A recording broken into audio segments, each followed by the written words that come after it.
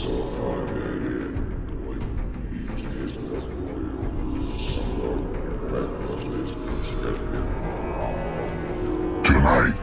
we shall dine in hell. Hell is empty, and all the demons are here.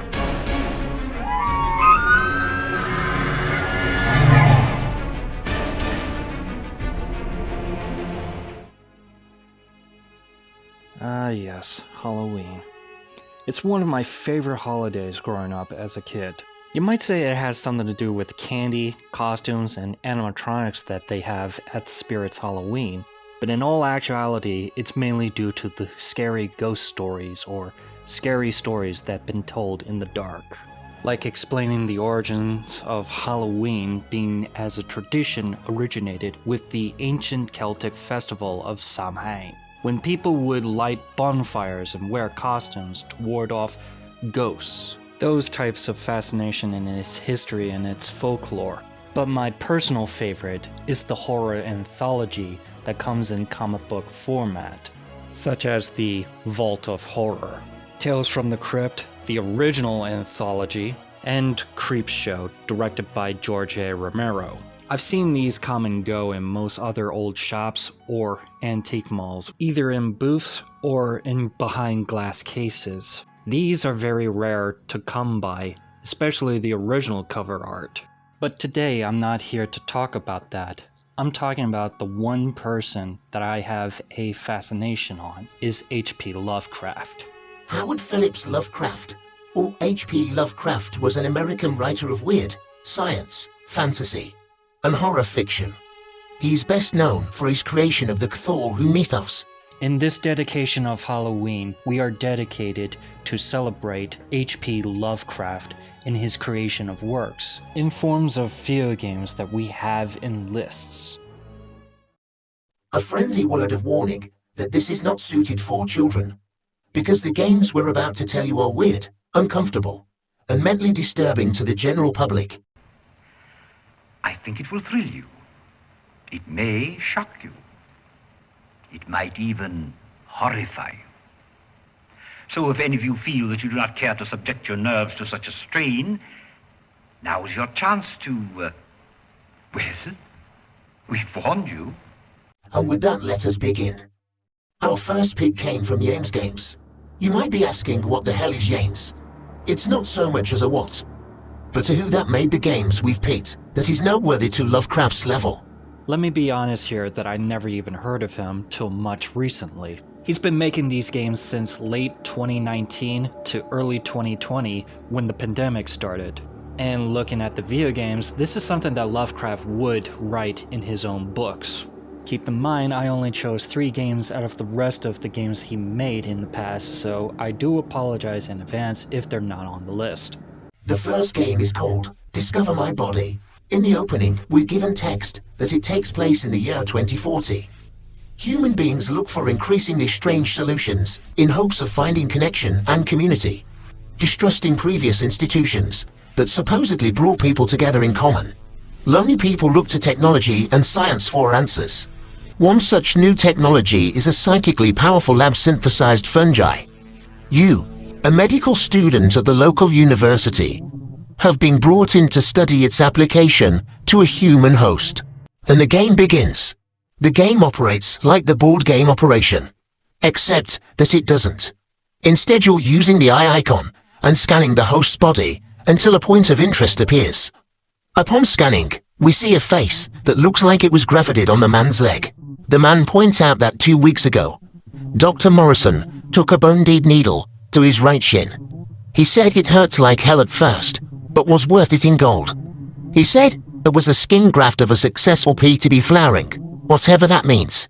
He points out that the face's APTB organism is a psychical organism. A manifestation draws from a shared pool of all its denizens' traumas, fears, dreams, any.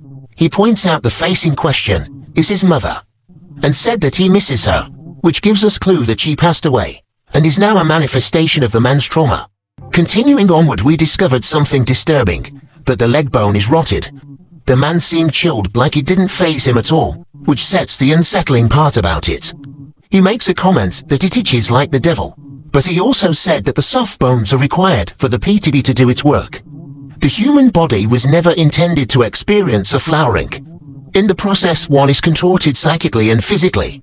Soft rotting bones are pliable enough to assume a flowering shape.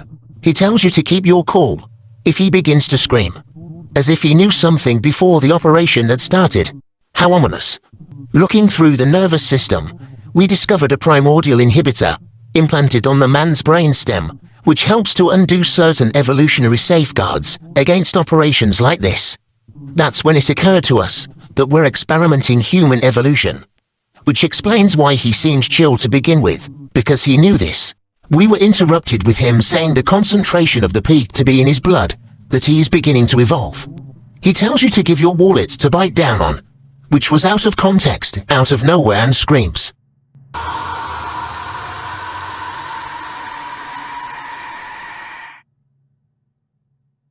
After he spit his teeth out, he said he's halfway flowering and told us to look. We see for the moment he looks decomposing, as if his body looks disintegrated and falling apart. Most notably his hands. He seems like he anticipated it would happen. Either that, or his brain is pretty fucked up during transformation in flowering. His skeletal remains looks half dead, and the bone growths are more visible in the scanner. And finally, most shocking of all, in the nervous system, that a second brain was grown where the right leg should be, versus the brain we see looks decayed. He goes all philosophical before his final transformation into a blob of flesh. This here is straight done with horror material. The game cuts and ends. Now I know a lot of you are thinking this is incredibly short, and it is because it's more of a visual novel than just a game. The second one is also to a visual novel, which I'll pass the mic. The second game on the list is called The Well, which I find it odd that this gameplay story is based off of H.P. Lovecraft's poem of the same name. The only major difference is that this is more of a sequel to that poem itself. There's not much gameplay to talk about other than the game itself is more akin to being as a visual novel than just an actual game. All it is that you're just raising and lowering the rope until it hits something, and then occasionally just pet a cat.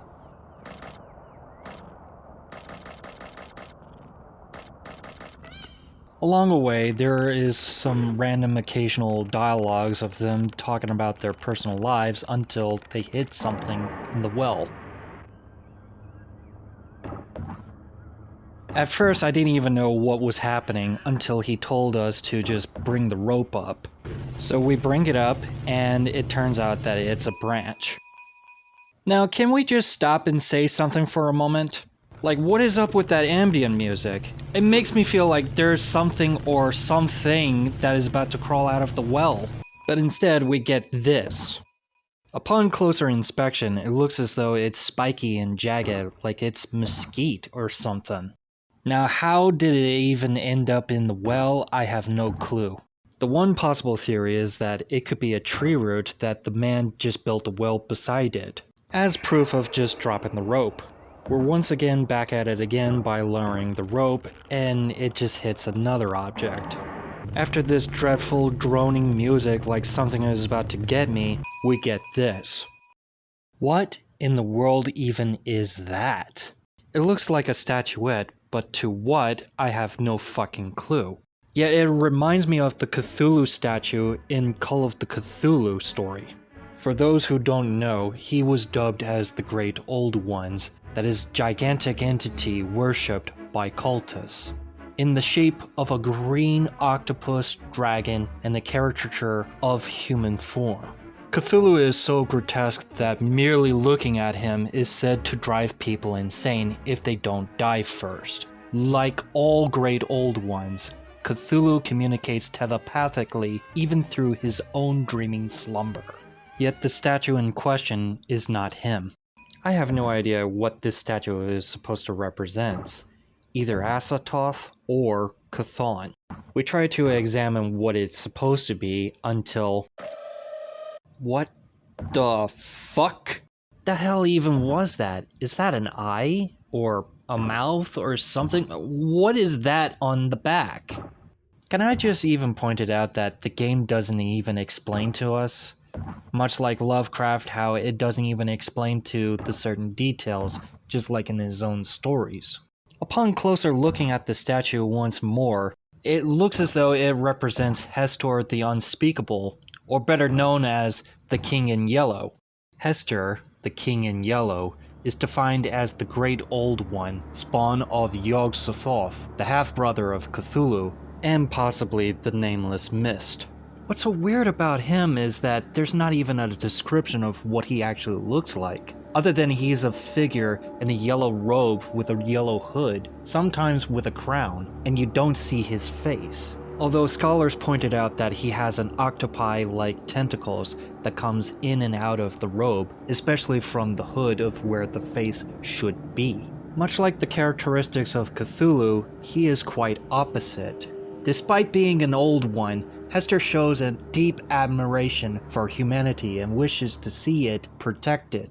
Why his statue has ended up in the well, I have no clue. Upon returning to the well, we see that Jingle had disappeared. I have no idea where he disappeared to, other than he's possibly chasing field mice and rats. I forgot to mention that after examining the statue, he got bitten by what he thinks was a worm, and now he's talking out of nonsense. After that weird dialogue, we hit another object. We bring it up, and it's a rock. Yet he seriously thinks that this is an egg. Like, that worm must have really messed him up if he's just talking nonsense, like he's just a worm.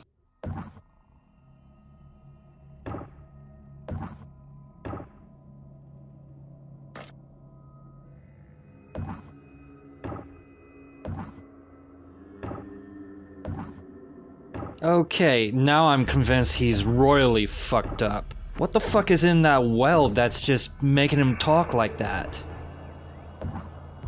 Oh, Jingle, there you are. Wait,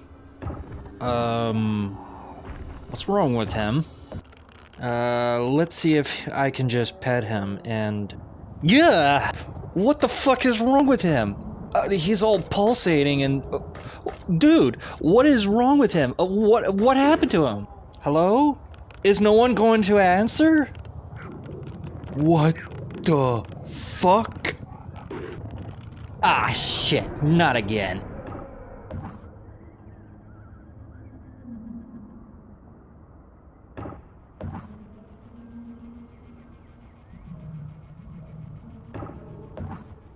Okay, now I'm convinced this is not normal around here. Seriously, what the fuck is down there, and I just do not want to be here. I want to go home, please. No? We're just gonna bring that object up, and knowing damn well this is not gonna go well? I guess we have no choice in the matter, now do we? Okay, let's see what got caught in the rope this fucking time. Is that a dead cat? I didn't know that the Atwoods had a cat around here. How did it end up in the well? Let's see if we can just identify him.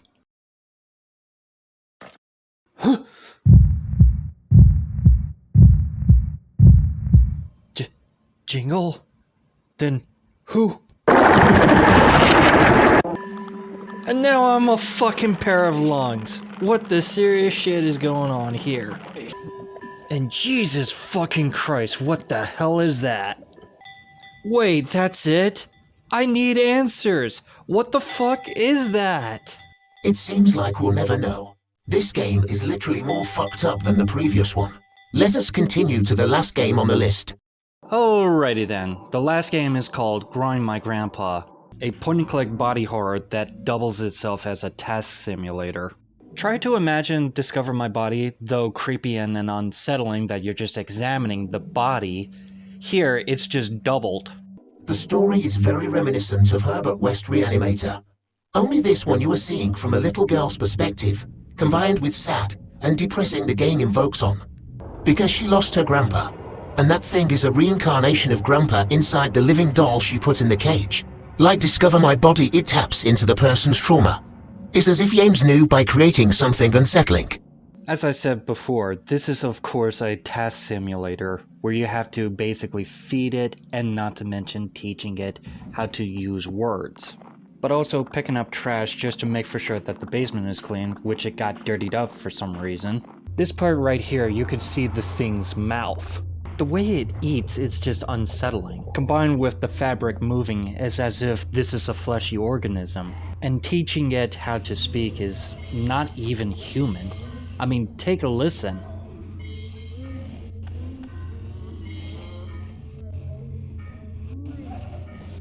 After completing it, it definitely doesn't sound human.